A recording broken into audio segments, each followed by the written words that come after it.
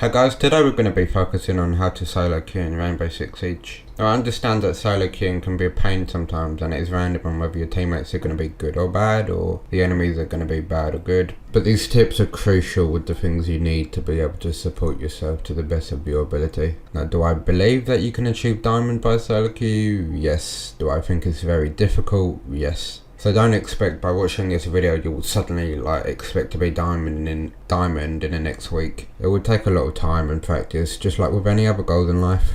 I think you guys understand the point I am trying to make, so let's just get started with the tips, shall we? Filling in roles. Now what I mean by this is when solo queuing, basically let everyone pick who they want to play. So you're the last person to pick an operator and then fill in the missing role by picking who is needed. For instance, if your team has gone Ashe, Zofia, Capital and Twitch, your best bet is to probably go Habana or Thermite as the hard breaching role was not filled by your teammates. So that's why you take that role to fill it in. Same situation if your team had picked Thermite instead of Ashe, you would need to go Thatcher to fill in the missing role of destroying the enemy's entry denial, such as bandit charges. Now these are the two most common roles that are needed with Thatcher and Thermite. So let's say what if your team has picked Thermite, Thatcher, Ashe and Capital. Now you know that the most important roles are chosen here, so who do I go now? Now that choice is yours and who you feel most comfortable with, but I would recommend another support such as Thaqil, so you can clear out the roamers, maybe Thinker to add an extra layer of support, or maybe even Buck to be able to shoot open above objective. But this just all depends on who you are good at playing at. So like if you're good at fragging, and then you could go Ashe, or if all the roles are covered, and then you should be good to go with anyone at this point. But I would recommend Thaqil. Just make sure that you're filling in any missing roles when playing your matches. You need to have good aim.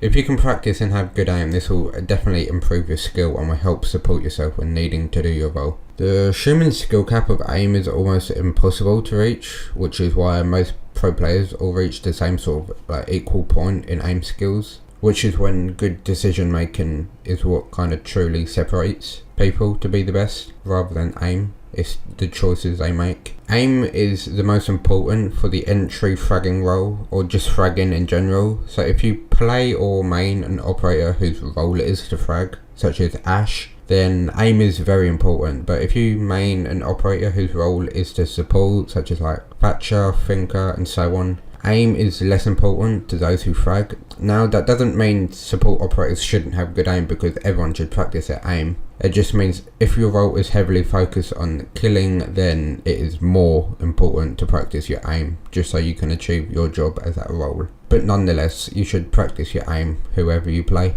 The way you can practice your aim is firstly, make sure you are comfortable with your sensitivity. If you're comfortable with your sense, and then the best thing to do is either keep practicing Terrorist Hunt, or the only other option is just to keep playing normal matches and just slowly progress your aiming skills. Now with all these tips, I don't expect you just to 1v5 every round, but then I'm also saying don't rely on your teammates. You can rely on your teammates as much as you want, but don't get angry if they mess up, because you are solo queuing, so you just have to do the best you can do yourself and just hope that you win the game. But if you don't win the game, and then don't act like it's the end of the world.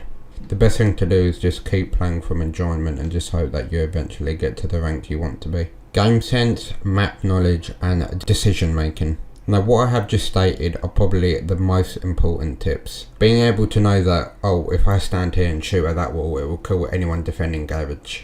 Now I know it sounds very complicated, but it is a crucial thing to learn within Rainbow Six Siege, and once learned it will pay off. I don't necessarily mean, oh, if I stand here and shoot at that wall, it'll kill someone, although that can happen, it's called a wall bang. I mean knowing the map and knowing what to expect and where to aim with every corner you turn, knowing which gadget makes what sound and where that sound is coming from, and knowing how to counter it and so on.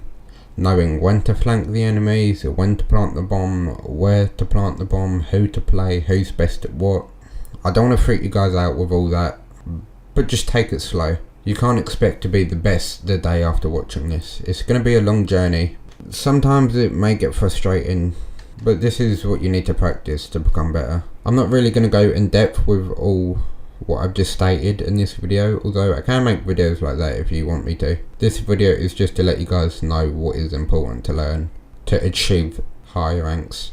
Now for instance, like your best time to flank your enemies is when they are heavily focused on doing something else other than watching your rotation, such as shooting at another teammate or maybe trying to get a wall open or whatever. This can kind of vary on the difficulty depending on how many enemies are left, and like if it's a 5v2 you have a high chance of pulling off a flank, but you know, if it's a 2v4 and then you have less of a chance. But it just all comes under practice and knowledge.